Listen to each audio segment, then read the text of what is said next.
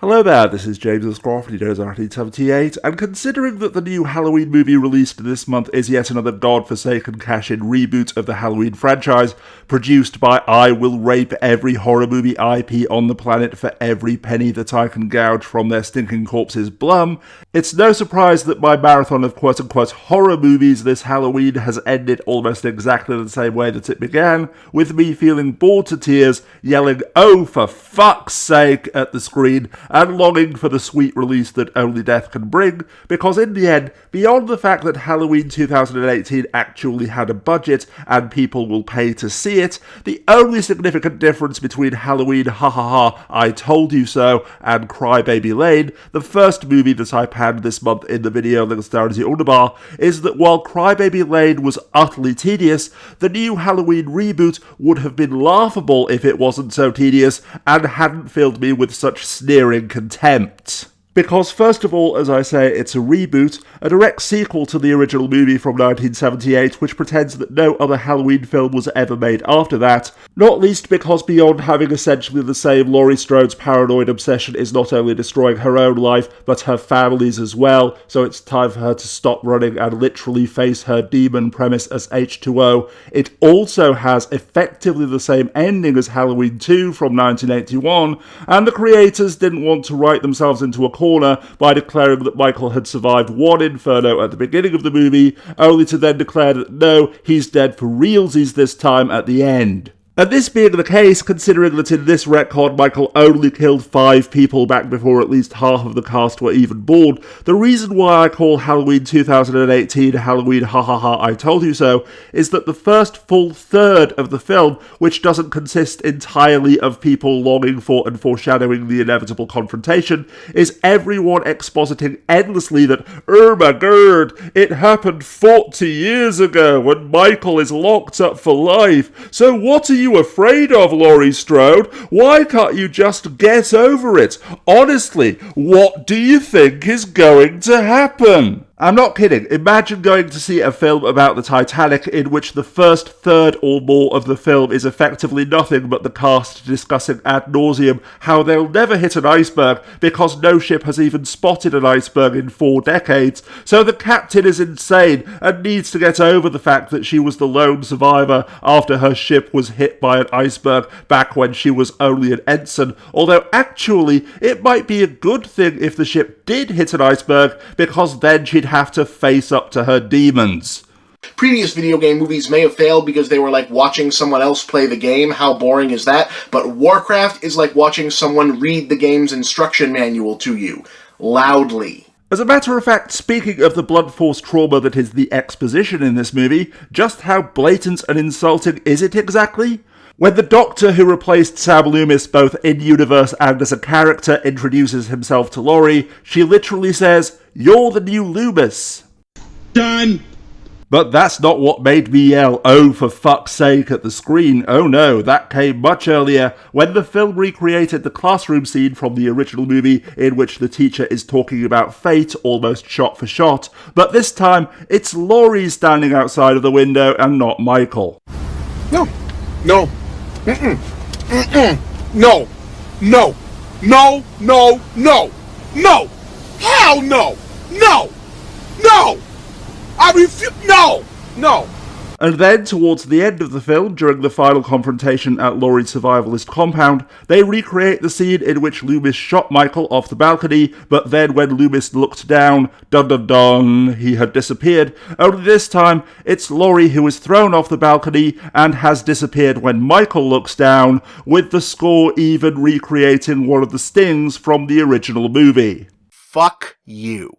Fuck you, fuck you, fuck you, fuck you, from the bottom of my heart, fuck you. Speaking of Laurie's survivalist compound though, including fully stocked gun rack and bunker, and going back to the fact that I call this movie Halloween Ha Ha Ha I Told You So, I can imagine that Second Amendment fetishists, survivalists and other idiots would absolutely love this movie because Laurie Strode has gone full Sarah Connor in Terminator 2, arming herself to the teeth, training every day, and even training her daughter to defend herself against the evil spics, Negroes and liberals who are coming to rape and murder them, hook their daughters on crack, turn them gay, and take away their guns, God, and freedom. Sorry, I mean defend herself against the boogeyman as well, although honestly that is their boogeyman, until the evil lefty pinko socialist hippie pacifist commie Jew fag state took the girl away, with idiots who don't understand the concept of acting crowing about the fact that Jamie Lee Curtis claims to be pro-gun control in real life, but she uses guns in this movie. Checkmate, liberals. We're actors! We pretend! This is theatre! However, even in the original film, being stabbed and shot had as much of a permanent effect on Michael Myers as a stiff breeze.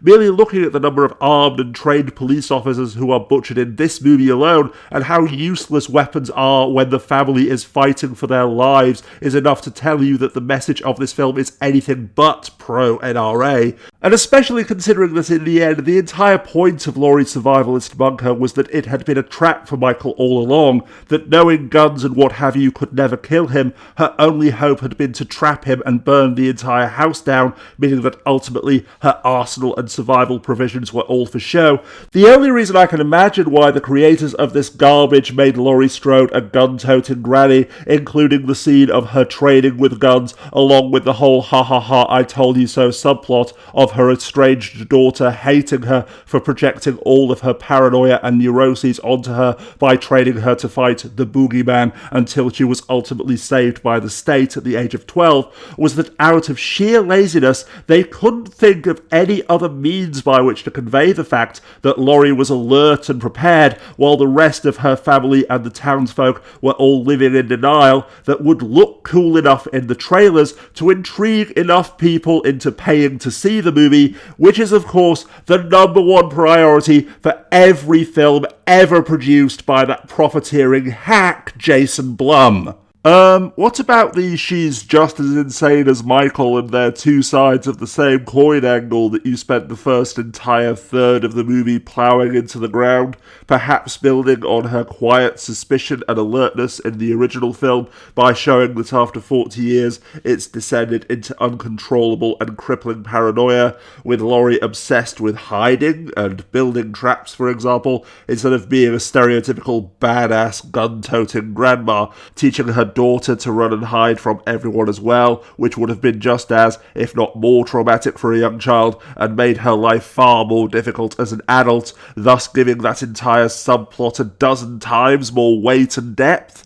Apparently that would have been too subtle for a film which, as I've already mentioned, is working under the assumption that we're all idiots with amnesia who need to have everything both shown and explained to us at least twice, and thanks to both the endless exposition and the utterly mechanical nature of the cinematography, editing and so forth, bearing in mind that building tension was the defining aspect of the original which made it a masterpiece, any tension that this movie even attempted to create was immediately pronounced dead on arrival. For example, when Michael was walking from house to house butchering people effectively at random instead of going straight to Laurie's compound, which he would have and should have done in an actual Halloween film, but they need to drag this pile of raccoon droppings out to full feature length so that Jason Blum can charge full price, that scene was going through the motions in every possible sense of the term. Take hammer 1, 2, bash her skull in 3, 4, pick up butcher's knife 5, 6,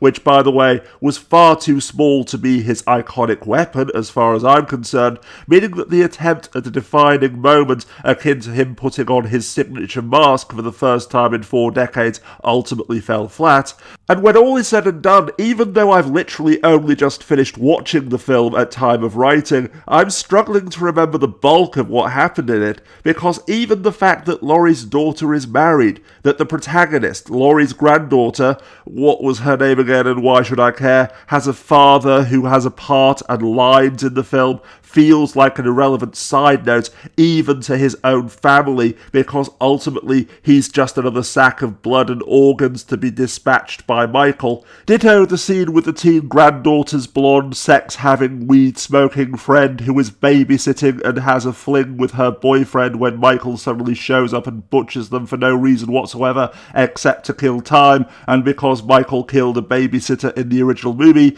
And on top of that as well, the entire subplot with the teen granddaughter granddaughter protagonist's boyfriend, which, beyond killing time, exists for no other reason than for him to throw away her phone so that she's still wandering around when she should be in the bunker, and thus can be attacked by Michael in order to kill even more time, because Jesus, tap dancing, Christ, does this movie kill time. Seriously, in a film that's only 100 minutes long, not counting the end credits, it's around 30 minutes before we see that Michael has escaped, and 40 minutes before he kills the journalists and puts on his iconic mask, meaning that in conclusion, Halloween Ha Ha Ha I Told You So is not merely yet another raping of John Carpenter's masterpiece, burning down everything that made the original iconic and then pissing on the ashes, but is also the defining archetype of a movie from Blumhouse Productions, a tedious, barely functional cash-in, dragging out the concept for a short film for as long as humanly possible, and made for the sole and express purpose of using name recognition and or creating a cool enough looking trailer